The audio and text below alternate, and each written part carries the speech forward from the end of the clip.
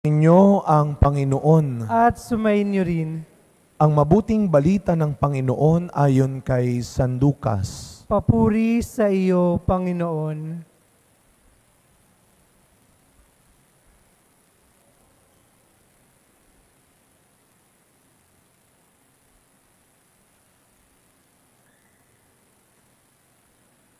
Si Maria'y nagmamadaling pumunta sa isang bayan sa kaburulan ng Huda.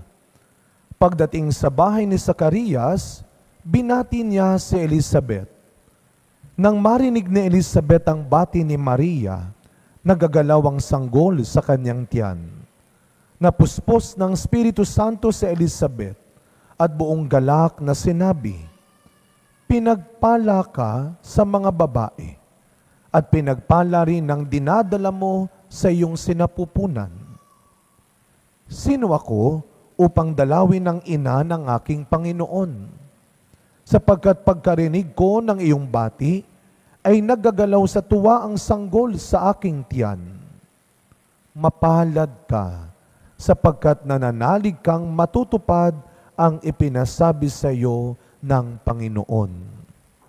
At sinabi ni Maria, "Ang puso ko'y nagpupuri sa Panginoon at nagagalak ang aking espiritu dahil sa Diyos na aking tagapagligtas, sapagkat nilingap niya ang kanyang abang alipin.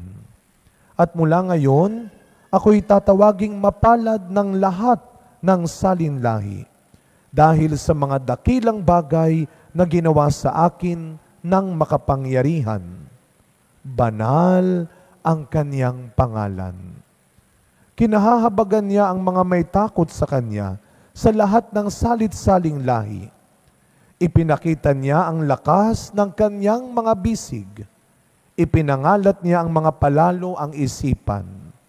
Ibinagsak niya ang mga hari mula sa kanilang trono at itinaas ang mga nasa abang kalagayan. Binusog niya ng mabubuting bagay ang mga nagugutom, at pinalayas niyang wala ni anuman ang mayayaman. Tinulungan niya ang kanyang bayang Israel bilang pagtupad sa pangako niya sa ating mga magulang, kay Abraham at sa kanyang lahi magpakailanman. Tumira si Maria kina Elizabeth nang may 3 buwan at saka umuwi. Mga kapatid, ang mabuting balita ng Panginoon. Pinupuri ka namin, Panginoong Hesukristo. Good evening po sa inyong lahat. Akin sinang Agosto, dakilang kapistahan ng pag-aakyat sa langit ng ating mahal na Birheng Maria. Muli po, Happy Fiesta sa ating lahat. Palakpakan muli natin ang ating Panginoon at batiin natin ang bawat isa, Happy Fiesta. Happy Fiesta. Ngayon po ay ang gabi ng ating Fiesta Day, kaya inaasahan natin hindi lang ang inuman, siyempre ang handaan. Sana ho ay maging magbahagi tayo ng ating mga handa rin ngayong kapistahan natin, isang taunang pagdiriwang ng ating simbahan, ng buong simbahang Katolika, sa isang napakahalagang turo tungkol kay Maria. Noong 1950, idiniklara ni Pope Pius XII. Kala mo napakatalino, no? Nabasa ko lang po yan. No? Idiniklara ni Pope Pius XII na pagkatapos ng buhay ni Maria sa mundong ito napakaganda. Siya ay iniakyat sa langit, hindi lang kaluluwa. Akala natin pag namatay tayo, kaluluwa lang ang mahalaga.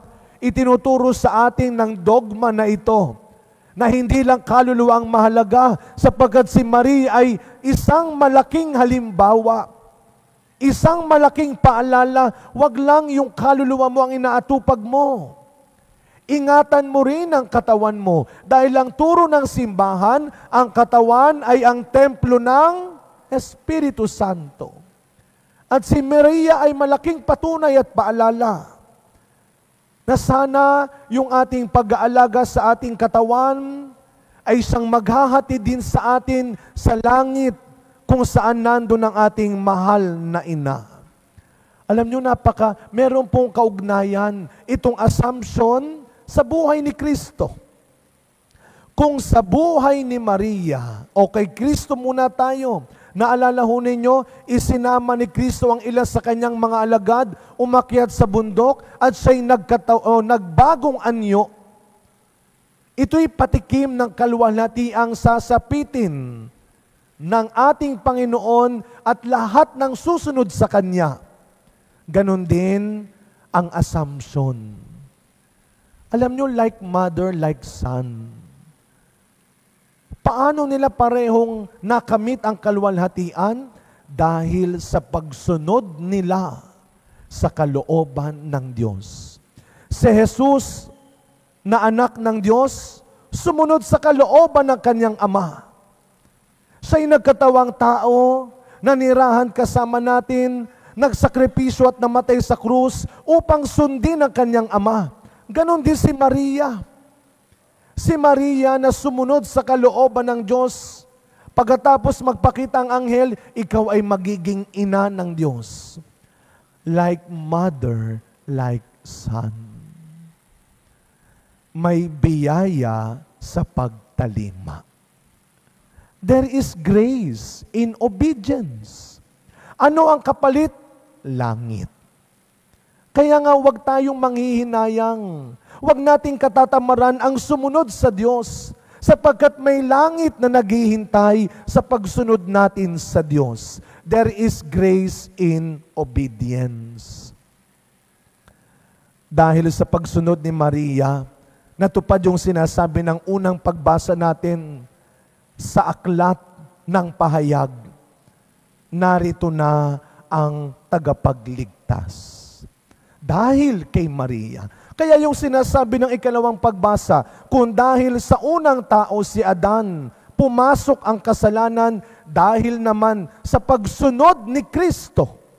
Yung una ay yung hindi pagsunod. Nakita nyo na yung kapalit? Kapahamakan, kamatayan. Pero dahil kay Kristo ang bagong Adan, sa kanyang pagsunod, naganap ang kaligtasan.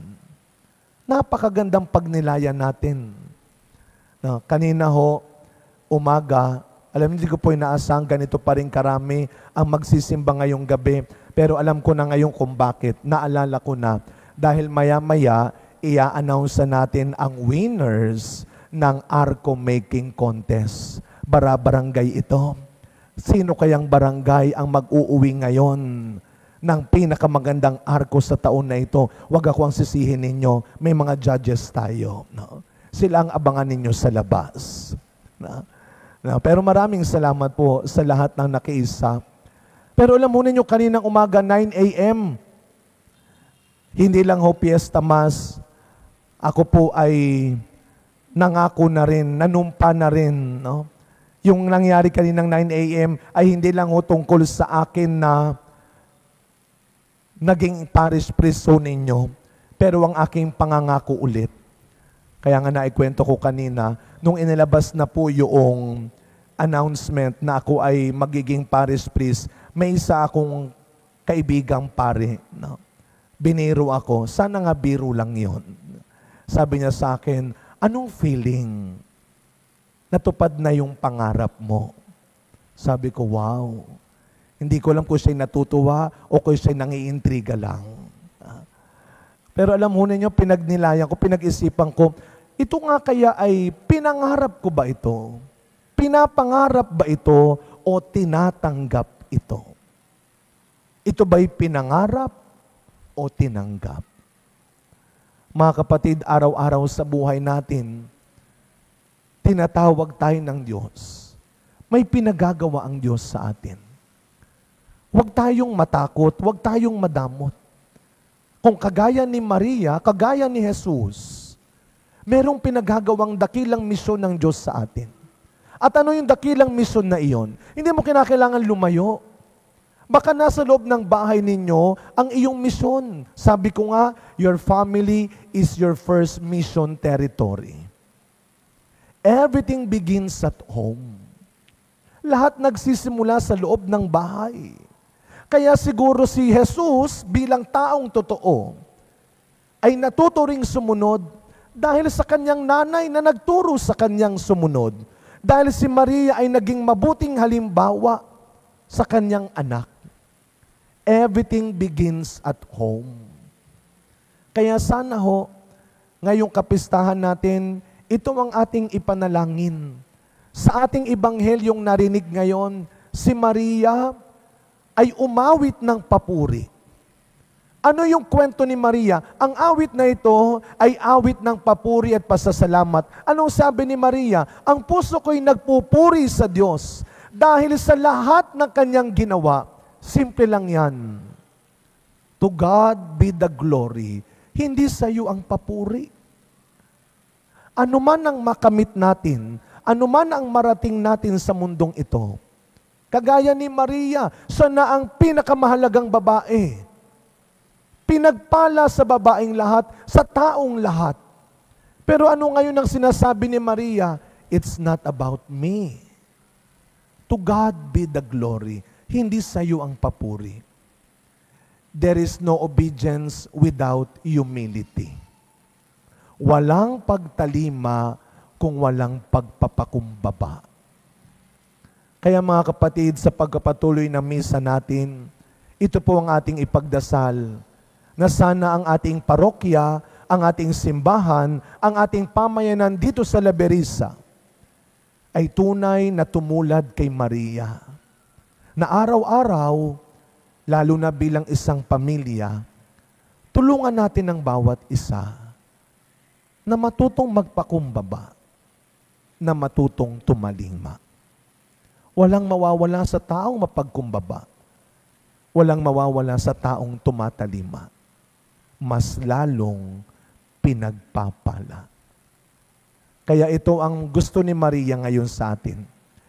Ito ang mensahe ni Maria ngayon sa atin. Kung nasan ako ngayon, sana kayo rin. Simple lang ang gustong sabihin ni Maria. Mga anak, see you in heaven. Sabihin nyo nga po sa katabi ninyo, see you in heaven. Ba't parang ayaw nyo nang makita yung katabi ninyo? Baka sabihin nyo, Father, hanggang doon ba naman? Kasama ko pa rin ito. Happy Fiesta, mga kapatid, sa tulong ni Maria. Sana nga isang araw, we will see each other in heaven. Amen.